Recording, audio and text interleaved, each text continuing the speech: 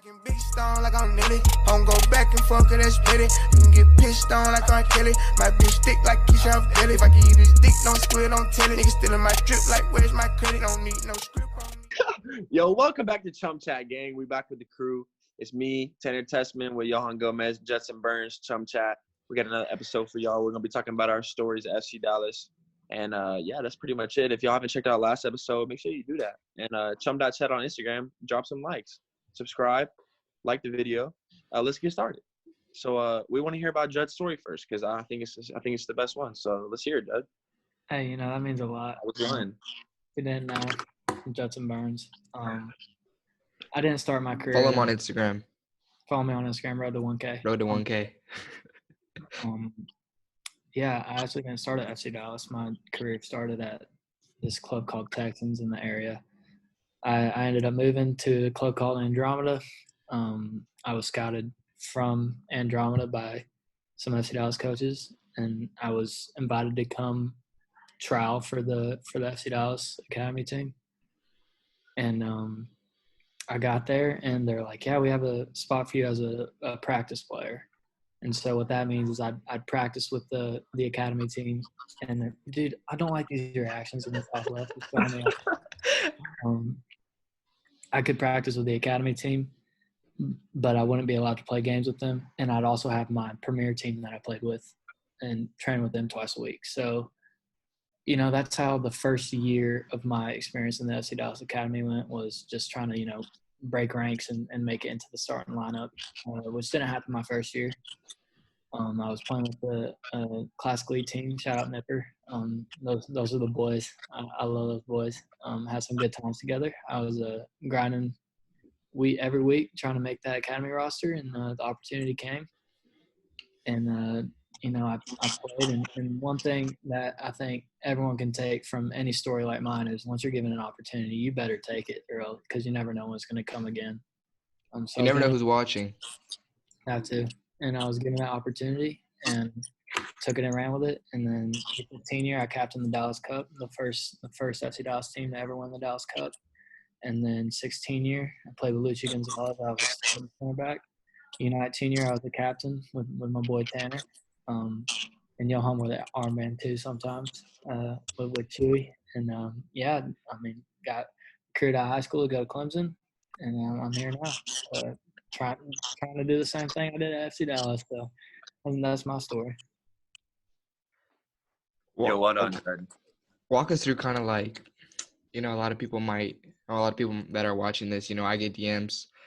I'm sure you guys get DMs too, that like kind of ask for advice and stuff like that, and like how to get like where we are. Yeah. And even though like we still have a long way to go, obviously, to certain kids that want to go through like our path, we're kind of role models.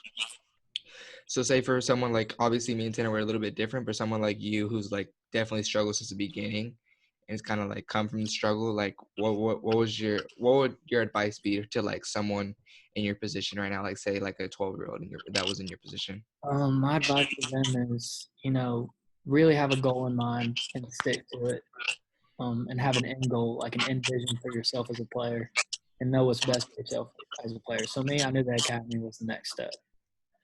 So I envisioned myself becoming a starter for the academy. And, you got to work hard and make it happen.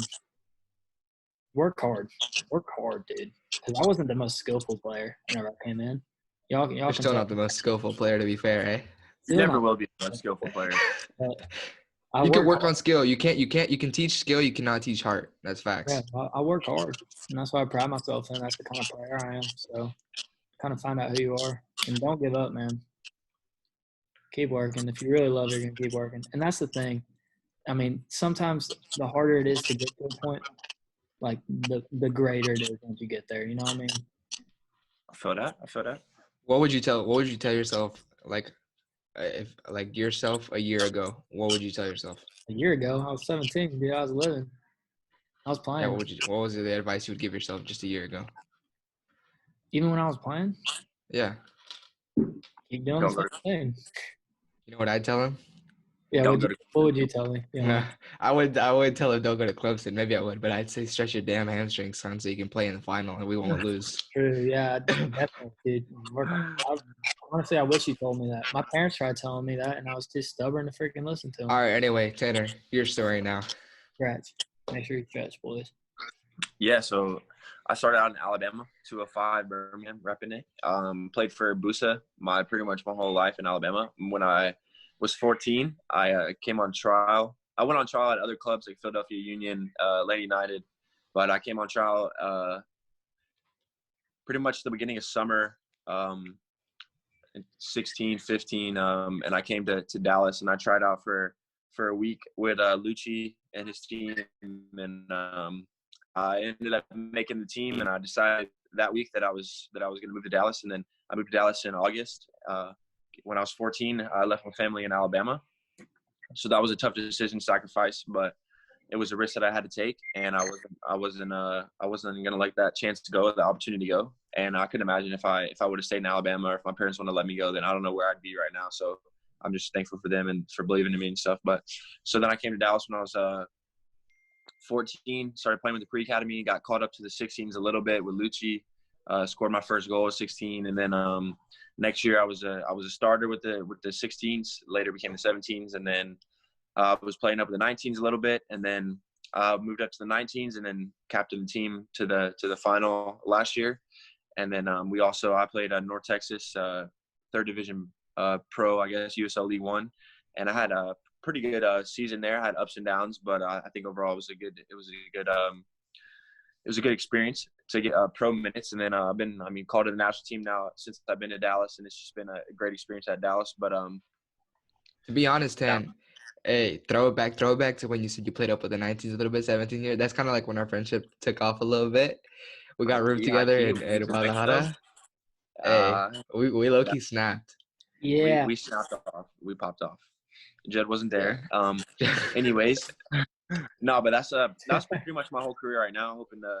I'm committed to Clemson, but we'll see what happens in the future. But right now, I'm just grinding every day, waiting to go to college, and then we'll see what happens. But yeah, no, if you're asking the same questions, Johan, if I told myself a year ago that I'd say take risk and take opportunities when they come, and to go back to Jed's point about the opportunity, I think you just have to be ready for it. I think that's the biggest thing, because a lot of kids are so they don't believe they're going to get the opportunity, and they don't work as hard because maybe they're not a starter, or maybe they're not getting minutes or whatever, and whatever it is, they're not getting their opportunity, and then once it comes, they're not ready, and then they choke, and then they're just not ready for it. But if you're always grinding, always working, when the opportunity comes, you're going to be ready for it, and you're going to take it, because someone can get hurt, players can go to camp. A lot of opportunities where I've had opportunities from players getting hurt, called up, or whatever, and then the coach realized that, oh, you can play at this level, and then I stayed at that level, and that's where I ended up.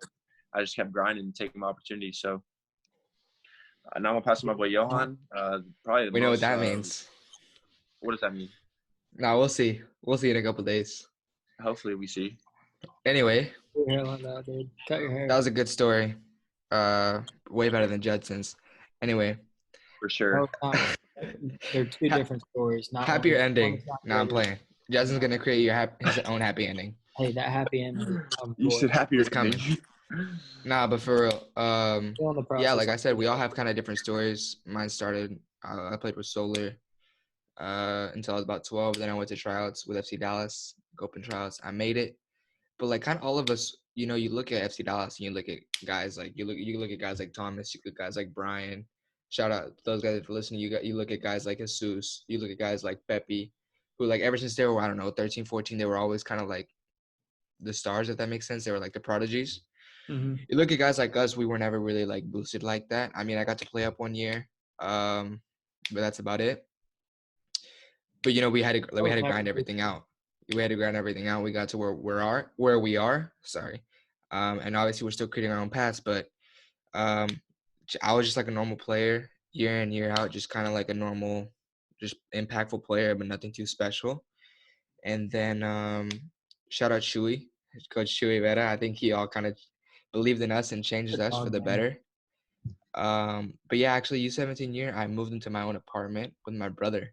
And that was like a life-changing experience. I had to like cook and clean and like I was like my little brother's dad kind of for a little bit. So that was definitely Jogo. weird.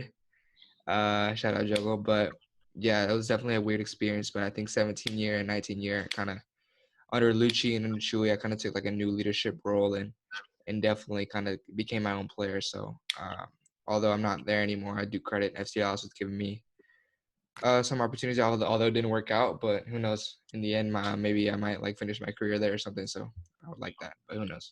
Wow. 3 great stories from 3 great players. What more could you ask for?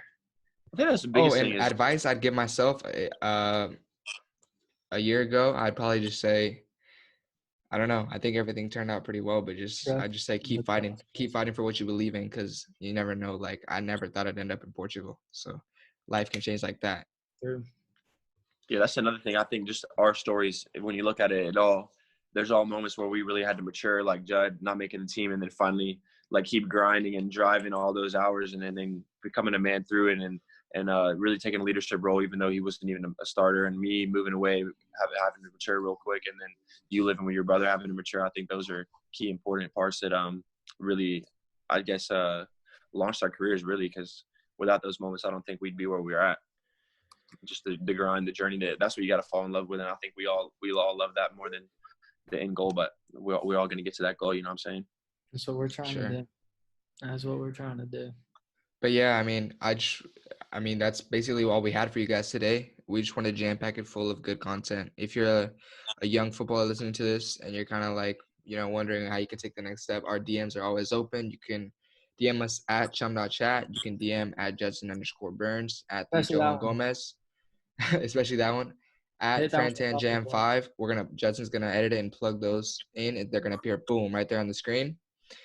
And boom, right there. Boom, right there on the screen. Can you see it yet? Can you see it yet? Huh? But no, for real, if you got it this far, we appreciate you so much. Make sure to go and subscribe to our YouTube, like this video, share with your friends and family. Go follow us on Instagram at chum.chat. Continue to show love each and every day. Be kind to one another, and just show love. Be great today. Be great. Go get it.